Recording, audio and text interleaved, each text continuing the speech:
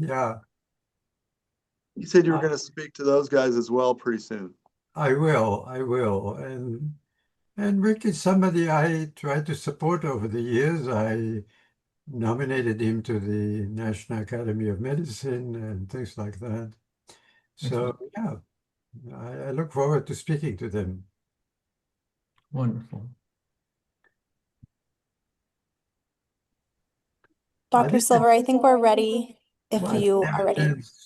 didn't have a chance to share with Bob, but in October I will be receiving a major award from the National Academy of Medicine, Oh, which I wow. was expecting, and I'll dedicate to Tony, even though, of course, she won't be there. Yeah. Wow. Keep us Yeah. posted. Keep us posted. Yeah, it's mid-October in Washington, D.C.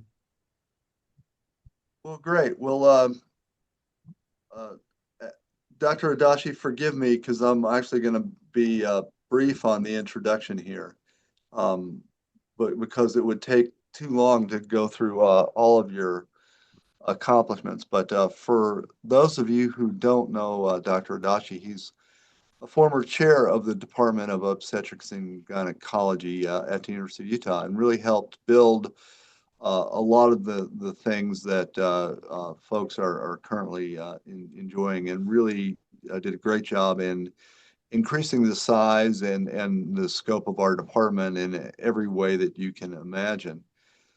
Dr. Dashi has also had a very long and distinguished academic career with too many accomplishments to list, but importantly, also served as the dean at Brown University School of Medicine, has been president of many organizations in obstetrics and gynecology, including the Society of Reproductive Investigation and the American Gynecologic and Obstetrics Society, is in the National Academy of Medicine, and has really if I had to boil this down to a soundbite, has been a thought leader in reproductive medicine for a long time. So it's really lucky to have Dr. Dashi speak with us today. He's really kept up with cutting edge technology in reproductive medicine and is going to talk to us about something that sounds like it ought to be in the future, but it isn't necessarily all that far off in the future. So it's a really privilege to introduce Dr. Elliot Dashi, one of our own, to speak about in vitro gametogenesis, the coming revolution. Thank you, Bob. And thank you all. It is indeed a pleasure to reunite with you, even if via Zoom. The last time Tony and I were in Salt Lake City was in 2016, on which occasion we attended a local meeting, and I may have visited briefly. But since that time, really, it's all been phone calls and Zoom calls, and we need to do better than that. So we'll discuss that at another time.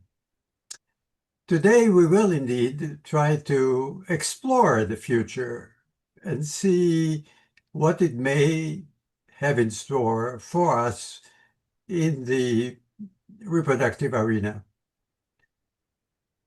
As you all well know, 3 years from now, we will be recognizing and celebrating the 50th anniversary of IVF, which was, of course, a British invention, which we eventually imported to our shores.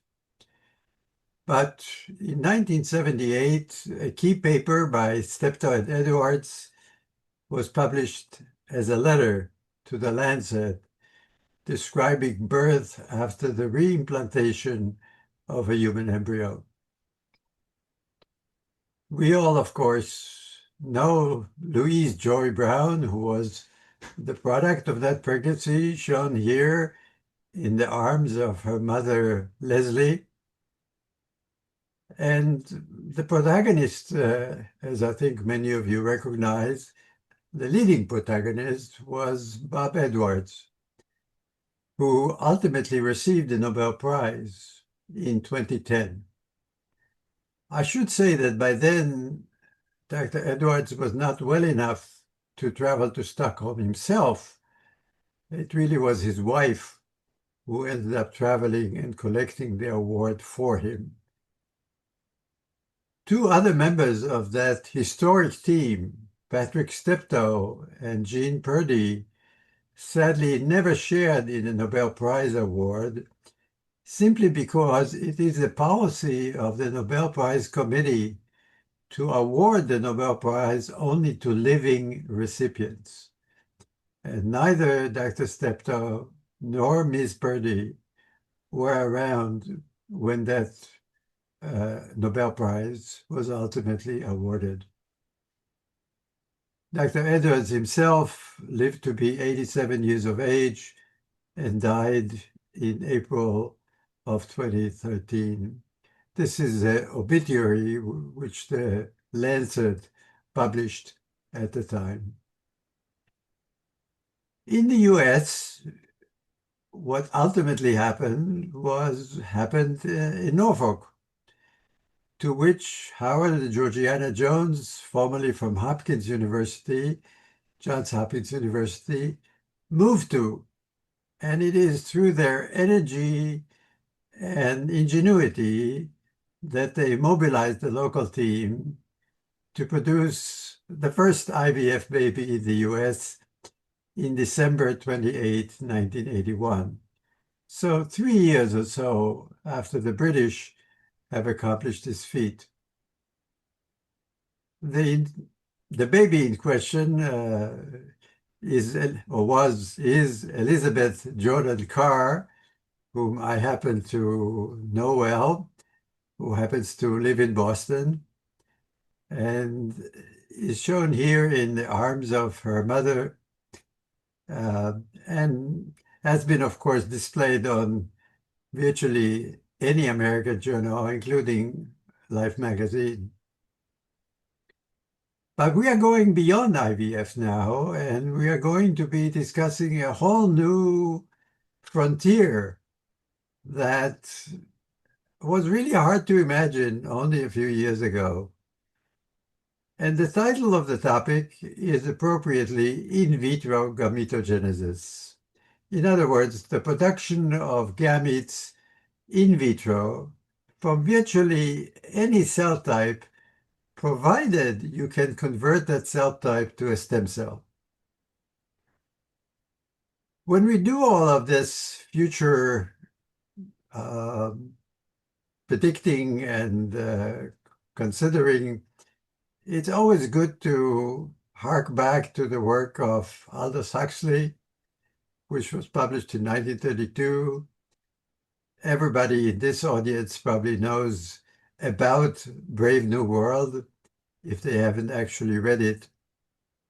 And the predictions made by Mr. Huxley at the time, who, by the way, lived much of his later years in Los Angeles, California, predicted that one day eggs will be produced via ex vivo ovarian cultures, which is very close to the truth, that embryos will be produced via in vitro fertilization, which we know is a fact of life, and that newborns will be born via ex vivo ectogenesis.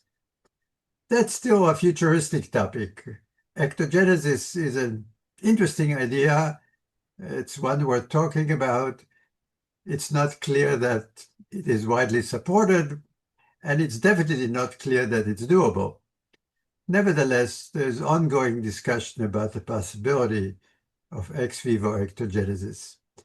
But there is no question that we can and have produced embryos via in vitro fertilization, which would have been unthinkable, but was predicted by Mr. Huxley long before it actually happened. If you take a look at the book, specifically chapter 1, the so-called director of hatcheries and conditioning says, one egg, one embryo, one adult, normality, making 96 human beings grow where only one grew before, progress. And as we speak today, as you know, 96 well plates are a reality of science. And 96 embryos in a plate are hardly an unheard of notion at this point. But to realize that Mr. Huxley could conceive of all of this in the 30s and 40s is remarkable. But now let us focus on what the subject matter of today is, that is in vitro gametogenesis. The beginning, and frankly the end of this story, is all Japanese. By that I mean the discoveries that I will be discussing today are almost entirely the contribution of Michinori Saito from Kyoto University and Katsuhiko Hayashi from Kyushu University. Sometime around 2015 or so, I went to Japan for another reason, and I took the opportunity to book a flight to Kyoto to meet with these two gentlemen who at the time were working together and really ought to be considered the progenitors of in vitro gametogenesis. But none of this, of course, would have been possible absent the discovery and development of so-called pluripotent stem cells. In a word, cells that can become anything. Those cells come in two varieties. They are either embryonic in origin or induced, and I will explain the difference shortly.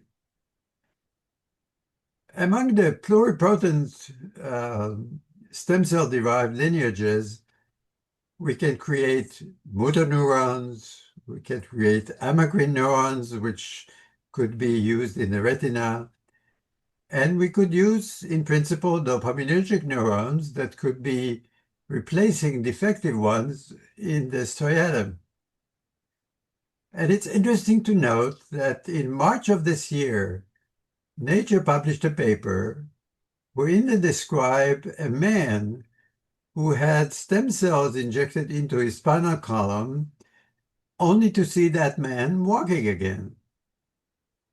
By the same token, Parkinson's disease is receiving renewed attention by dint of stem cell therapies, which are being repeatedly discussed now on the pages of Nature and other journals. In a word, stem cells, which have the capacity to transform to any desirable cell type, are making a difference in modern medicine. Today, of course, and given our interest, we will focus on gametes, but I wanted you to be clear about the fact that stem cells can become anything you want if you know how to get there. It is interesting to realize that back in 2021, Science magazine, recognizing the import of in vitro gametogenesis, dedicated a full spread to the topic. The New England Journal of Medicine, not to be outdone, commissioned a paper from Mary Herbert and Azim Surani from the UK titled Oocytes from Stem Cells. I had the pleasure to organize and lead a National Academy of Medicine workshop in 2023 that dealt with in vitro-derived human gametes as a reproductive technology.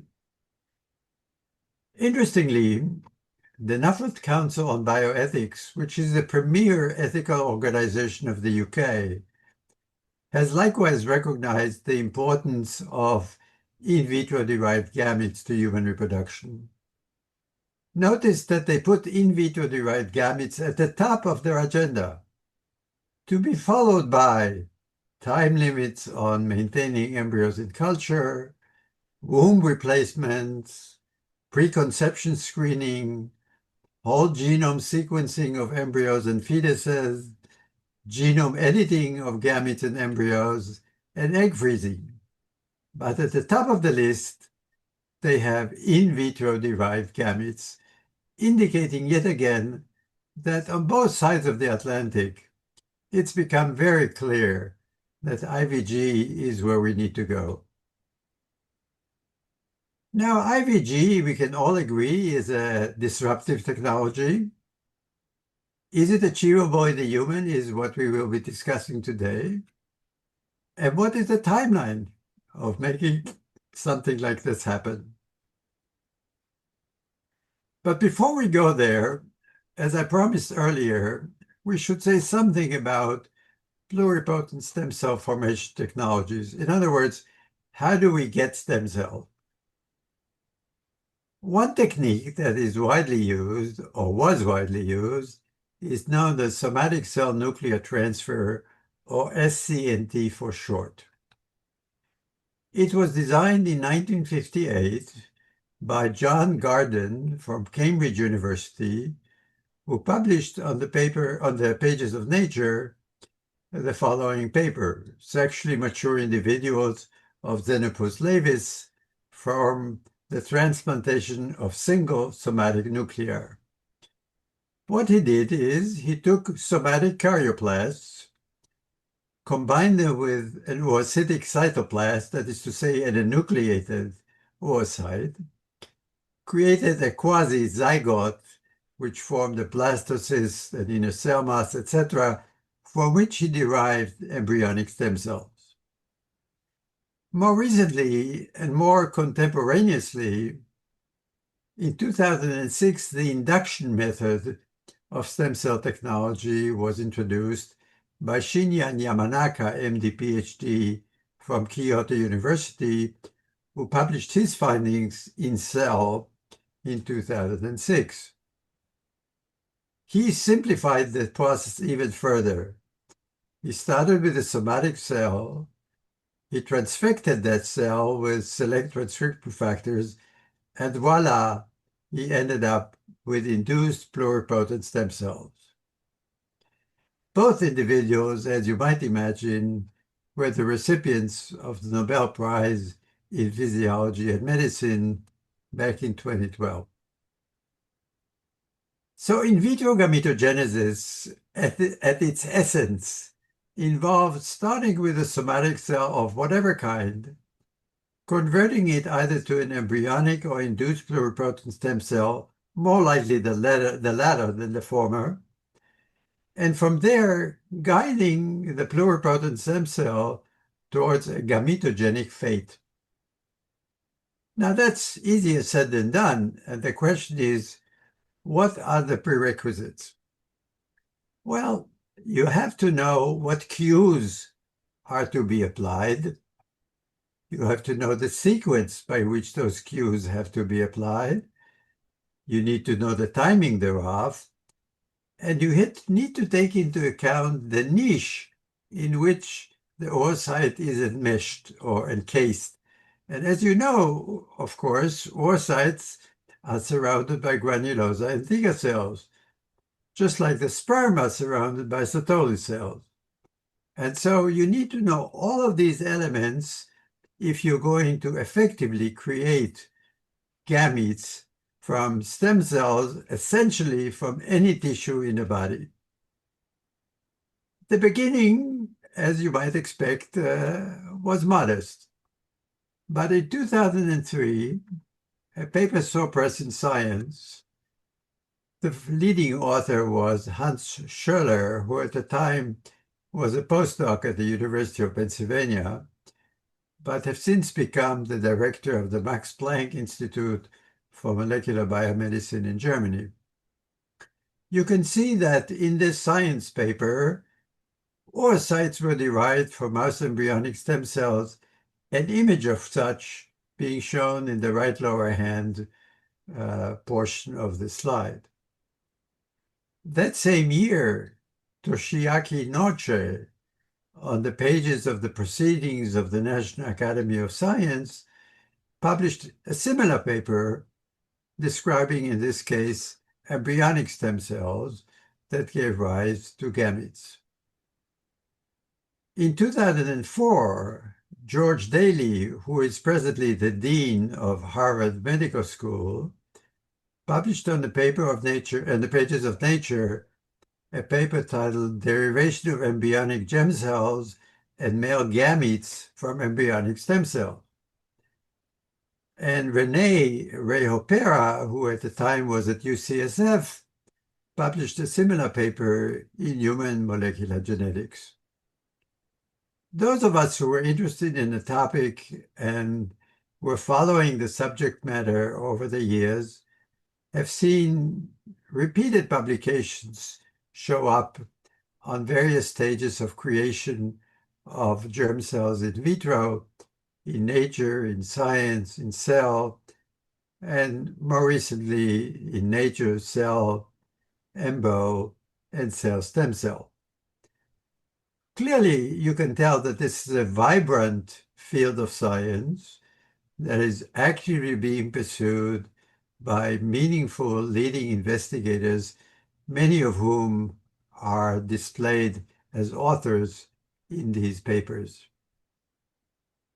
So as we stop and reassess, if you will, what the state of the art was back in 2015, we can say that at that point, the germ cell specification pathway was clearly shown to be different between the rodent and the human. In other words, just characterizing the rodent component did not necessarily mean that it would lead to a human in vitro derived gamete. Moreover, it turned out that the genetic networks involved were quite distinct as well. So as we look back at the state of the art in 2015, all we can say is that stem cells of whatever variety were in a position to be converted to primordial germ cell-like cells. We knew how to do that. What we didn't really know at the time is how to take those cells and create haploid, postmeiotic, mature gametes. In a word, we mastered the extragonadal component of the process, but we had yet to master the intragonadal component thereof. The final frontier was what we may refer to as in vitro gametogenesis all the way. The first time this was accomplished in the rodent, it was done courtesy of our now familiar Katsuhiko Hayashi, PhD, who was by then at Kyushu University. He published on the pages of Nature a paper titled Reconstitution in vitro of the entire cycle of the mouse female germline, starting with a stem cell. He started with embryonic stem cells or induced pluripotent stem cells, converted those to primordial germ cell-like cells, combined them with gonadal somatic cells, and voila, he produced a primary oocyte. The primary oocyte proceeded to become an M2 oocyte, which upon fertilization gave rise to a blastocyst and eventually to pups. And so for the first time in history, albeit in a mouse model, we were in a position to show that we can start with a stem cell and end up with pups. In theory, we could accomplish the same thing in a human should such prove desirable or necessary, let alone acceptable. More of the same was applied in a male. In this case, the work was by Mitinori Saito, who you've also met by now, and in a paper published in Cell Stem Cell titled In Vitro Reconstitution of the Whole Male Germ Cell Development from Mouse Pluripotent Stem Cells, he illustrated much of the same in a male rodent. I emphasize rodent because we're not quite there yet when it comes to the human. Which brings me to the human paradigm. The furthest we have gone with the human paradigm was reported in 2018 by Mitinori Saito on the pages of Science. He attempted to create germ cells from, or Ogonia, shall we say, from pluripotent stem cells by combining primordial germ cell-like cells with xenogenic ovarian cells.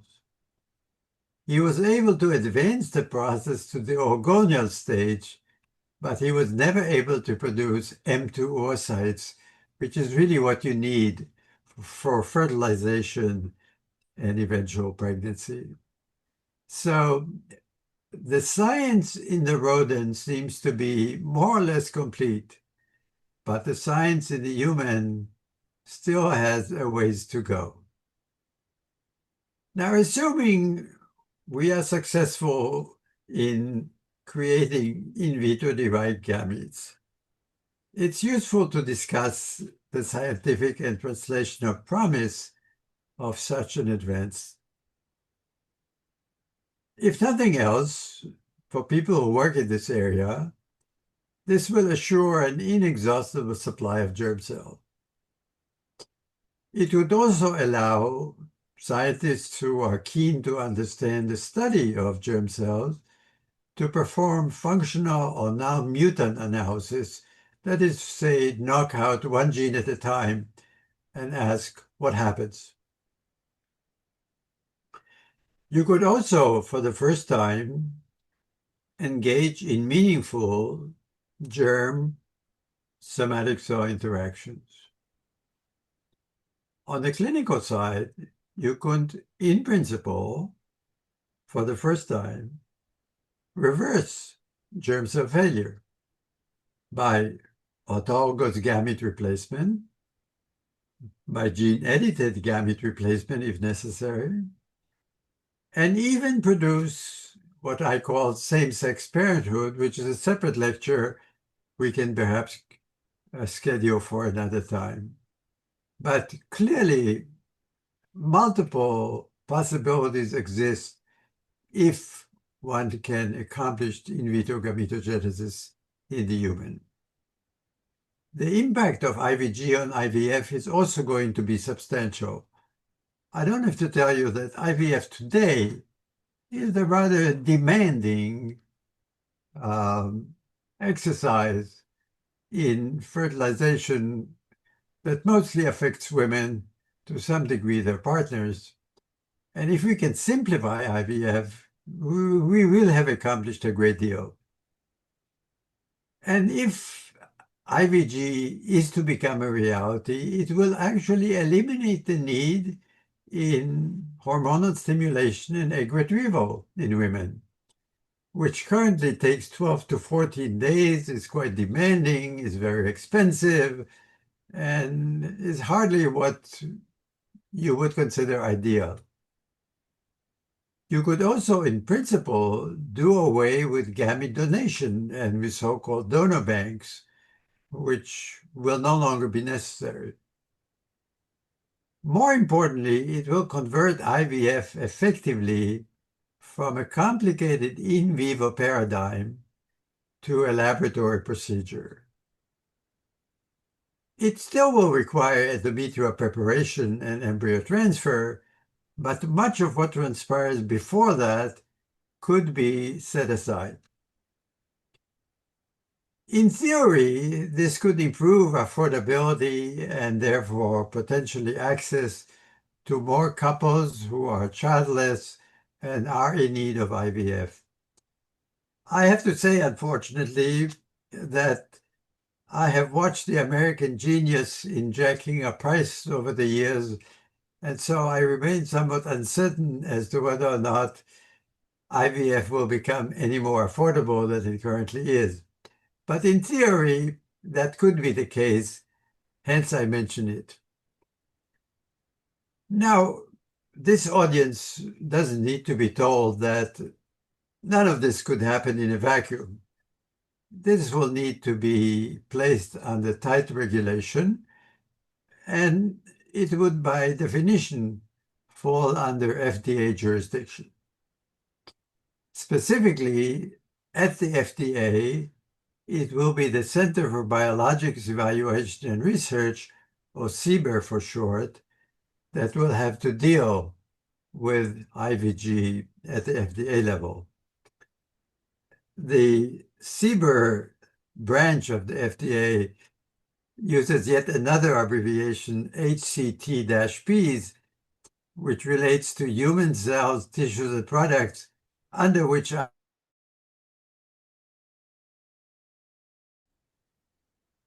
as we speak, there are some, but still nascent, commercial U.S. efforts to commercialize IVG. The one company that I'll mention, called Fertilo, is located in New York State, and its so-called Gamito product has been approved by the FDA to undergo phase 3 clinical trials, which is only to say that this is no longer an entirely theoretical notion, and that in theory, at least, assuming FDA approval, this could proceed at one point. In some of the advertising material issued by Fertilo, they use the terminology making IVF and egg freezing shorter, safer, and more effective, and they compare side by side the 12 days of stimulation required by conventional IVF with the 3 days of stimulation that, in theory, could be required when Fertilo is approved by the FDA and is, in fact, taken into consumption.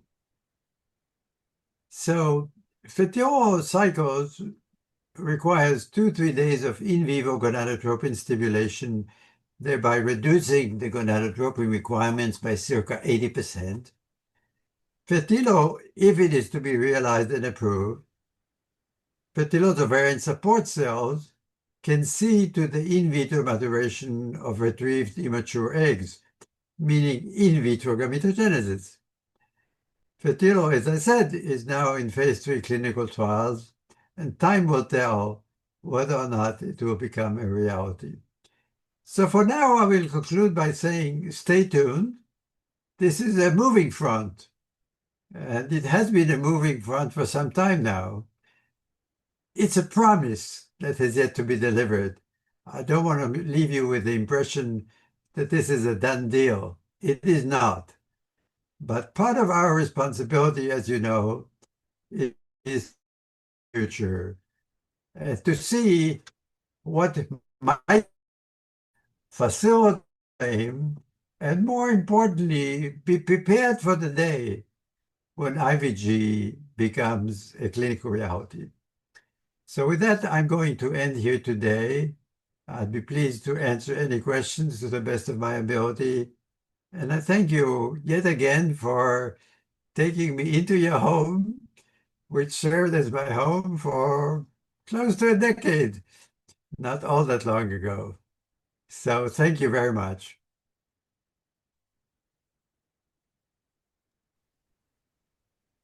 Thank you very much, Dr. Adachi. We'd love to entertain any questions that anybody has for those of us that can understand the elegant stuff that you discussed. Ellie, Yes, where? the Fertilo commercial product, I got the impression it's not actually using pluripotent cells. It's still retrieving immature eggs. Is that right? That is right. Yeah. Yeah. And so that company is using a part of the process that's being developed or has been developed. Yes. Is using a part of that. I think that's correct. There are other companies that I felt were not advanced enough to be worthy of a discussion today. Right. Some of them, of course, in Silicon Valley, as you can imagine. But I think Fertilo is, by dint of having been approved by the FDA, to carry out phase 3 studies, I think places it in a different position. Got it. All right.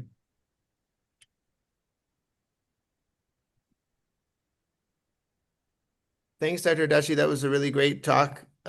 If you had to guess when we could do this in people, what would you estimate? Do you think it'll be 10 years, 20 years, 30 years? Well, I've been advised by my parents not to speculate, not to predict, and not to make presumptions. But if I had to guess, to be responsive to your question, I would say I wouldn't rule out the possibility that within a decade, we will be moving from the theoretical to the practical, from the possible to the real. Something that, of course, I can only speculate about. But I think all of you who have been around and have seen advances materialize, you realize that it's just a matter of time before some version of this phenomenon becomes a practical reality. So I would be optimistic, but I would not jump to any rash conclusions. This is not part of what reproductive endocrinologists are likely to be doing for the next decade, if that quickly. But we all need to get ready for the time and the possibility that this will become a practical reality. Yeah.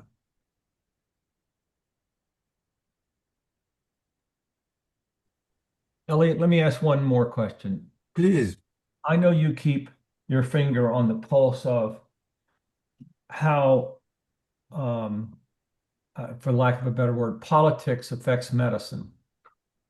Have you heard background noise about those issues with regard to this? No, I hear you loud and clear, Ware, but no. I would say this.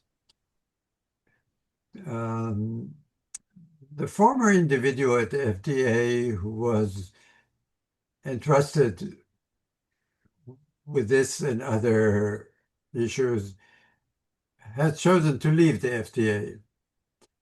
And so it's a new day at the FDA. And it's a little hard to tell at this point what will transpire in the next 2 to 3 years. I think we are clearly in a period of flux, and reproduction is definitely sometimes a charged concept and a charged notion. And the best we can do as individuals is monitor the situation and do our very best with our patients in mind.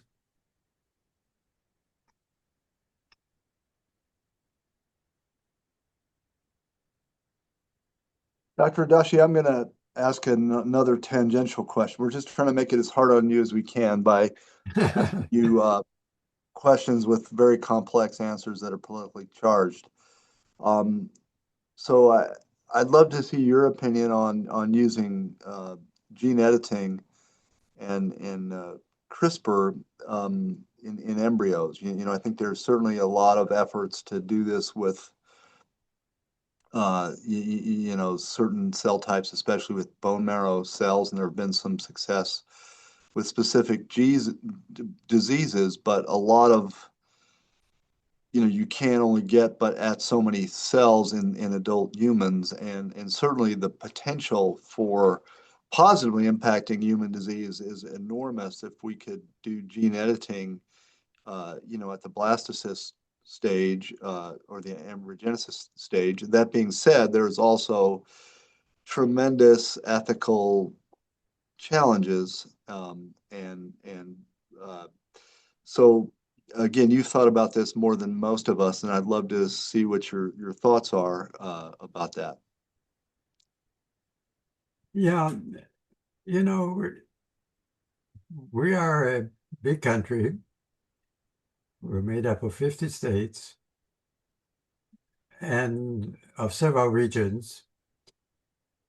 And clearly, opinions as they relate to embryos, IVF, reproduction in general, vary from state to state. And then So, let me also throw in one twist to give you an out. You can yeah, discuss this at the global level. So, you know, and not just related to U.S. politics, but you know, the potential good, but also the potential harm, you know, at a global level rather than just can this be done in the United States tomorrow? right. And I think, as you know, beginning with IVF, we were the leaders. We were the followers.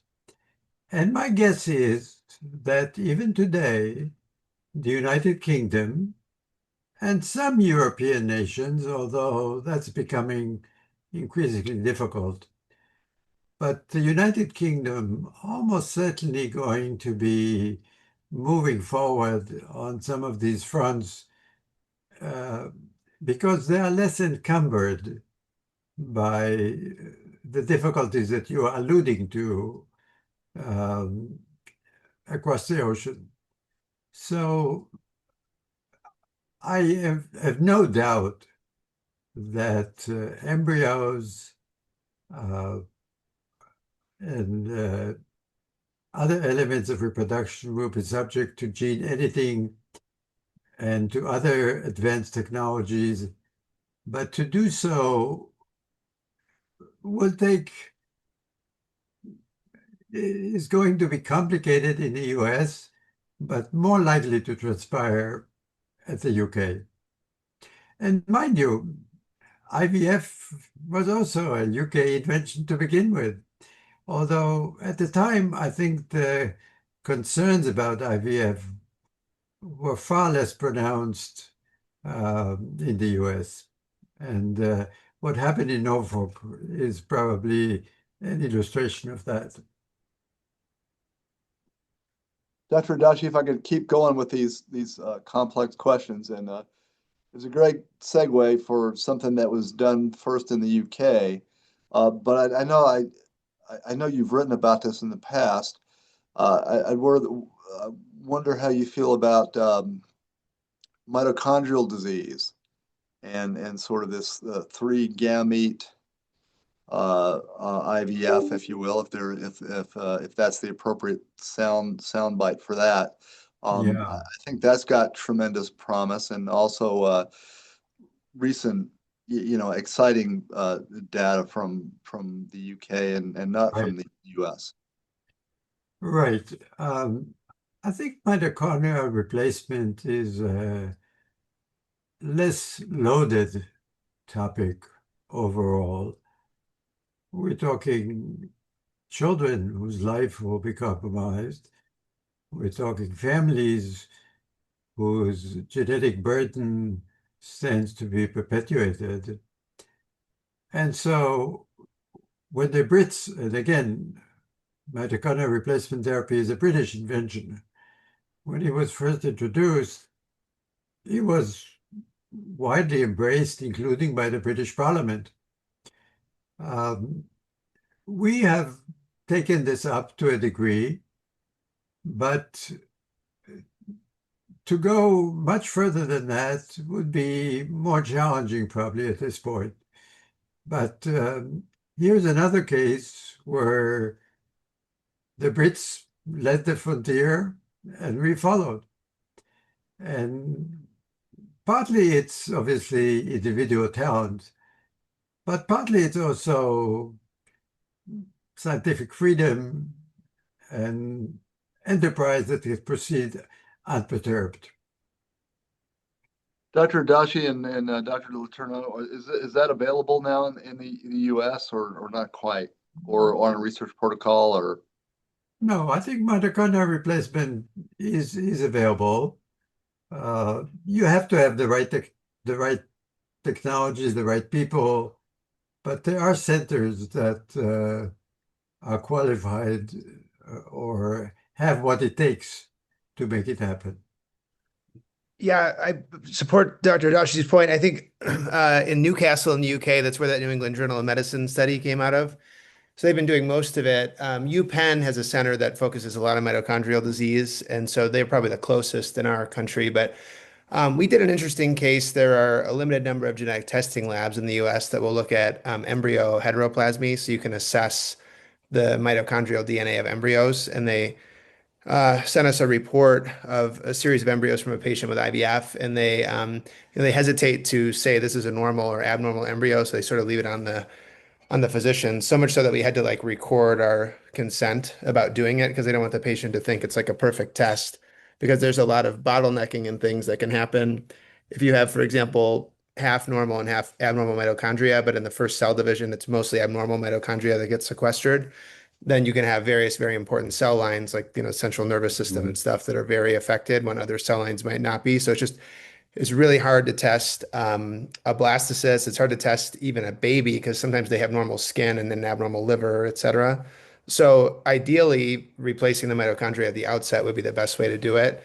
But the legal framework around it, yes, is a little gray. And even doing the testing for it, the genetic testing lab that did it with us was like, please don't tell anyone we did this. Don't write a case report. It was brought to us by a patient who'd been seen at UPenn that lives here. So it's really rare, but really interesting. No, well said. And the folks at Penn, mostly Dr. Musunuru, have really done remarkable work, and I think we're widely published by the New England Journal of Medicine.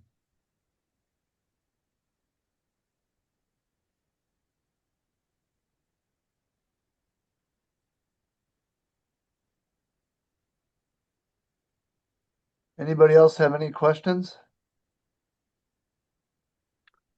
If not, let me say how grateful I am to be amongst you again, albeit remotely.